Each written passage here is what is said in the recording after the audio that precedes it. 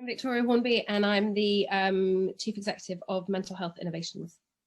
Mental Health Innovations, the charity behind Shout 85258. How does Shout work? So Shout is the UK's only 24/7 text-based mental health support service. So people text us. It's a straight SMS service at the moment.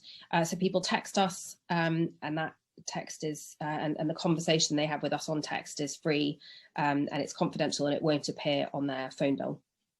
So when people contact us, they send us an SMS. We have a fairly sophisticated bit of technology that we license from Crisis TechSign in the US, which helps us to bring our volunteers and our clinical team and our texters together.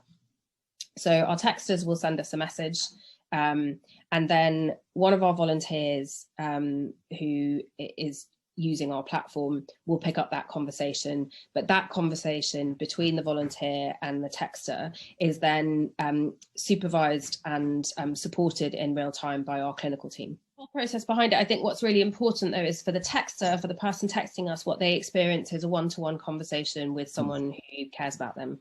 So it's really important that all the kind of, amazing technology is kind of very much behind and not visible to the texter, because otherwise you sort of feel, I think that would completely change the feeling of it.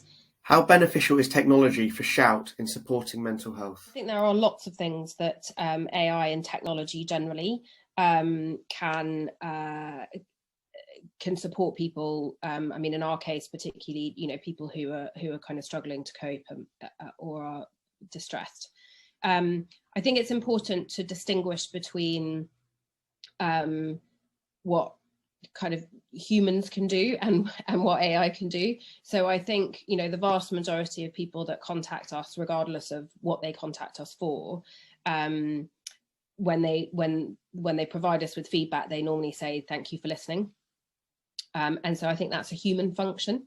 I don't think people would feel necessarily as listened to or as kind of validated or heard as they would do with a human. And so I think that's on that's one kind of area. I also think for people who are in crisis, then it's I don't think AI on its own can pick up, or it could possibly be trained to pick up, but that's quite a high risk strategy. And I also think with children, I think AI could be used to help people find the right kind of help and support.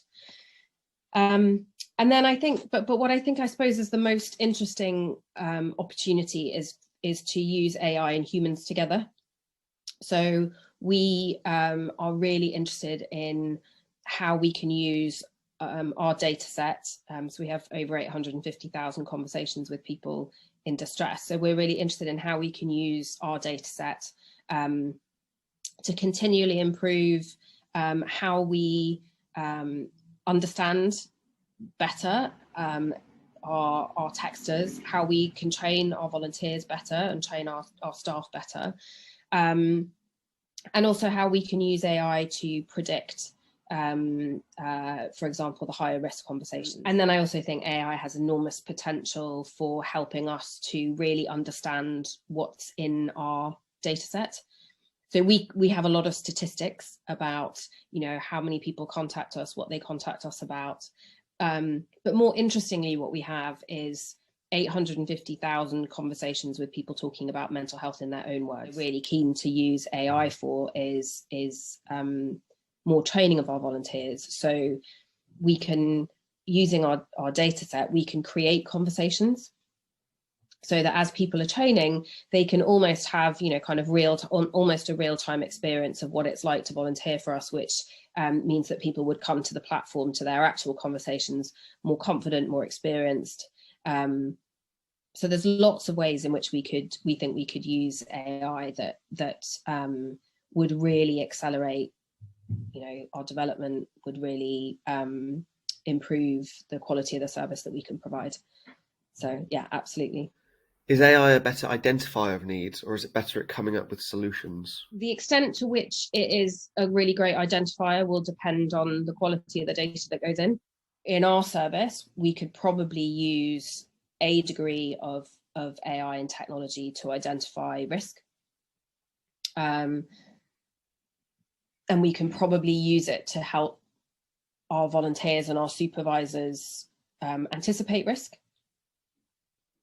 But I'm not sure we would use it on its own. For us, different age groups, different. I mean, our data set is obviously it's quite similar in the sense that everyone has a kind of relatively similar stages of the conversation, but every conversation is different, and they're, with different ages of people at different stages of life, at different, different points of risk. Some people will have a clinical diagnosis already. Some people will have never spoken to anyone before. So I think lumping them all in together and saying, oh, this is this data set could help you to, identify and address a whole range of mental health problems. I think you'd need more than ours. In this field, in mental health, I mean, there has been not nearly as much research, for example, as there have been in other areas of health, and particularly physical health. But if you look at the role that, say, AI plays in identifying cancers and treatments, that there's endless possibility. I think it's just working out what's the difference between mental health and physical health. But ultimately, we should be able to use all the tools that have been used in other areas of health advancement for mental health. Can we trust AI? I guess probably in some things, yes, we can. But I think where it's less obvious how you could make it kind of, if you like, kind of foolproof, where you're talking about emotions in our context, mental health and the way in which mental health alters your thinking, for example, or kind of structures and orders your thinking. So I think there are real possibilities, and we should explore all of them. But I suppose my feeling is that we should kind of tread carefully. I mean, we're in our field, so in mental health, we just don't have the workforce that we need. And so we need to think about ways in which we can make the workforce we do have, as effective, as targeted, as useful as it possibly could be. And I think technology has a real role to play in that. And AI probably has a role to play in that as well. So understanding, for example, prevention. So prevention of poor mental health, we could probably use technology and use AI to learn so much more about the early stages of poor mental health. What are the most effective means of intervention early on? I think there are lots of ways in which we could do it, and in which we could massively benefit and do what we need to do, which is scale up the level of support that is available for people, but not on its own.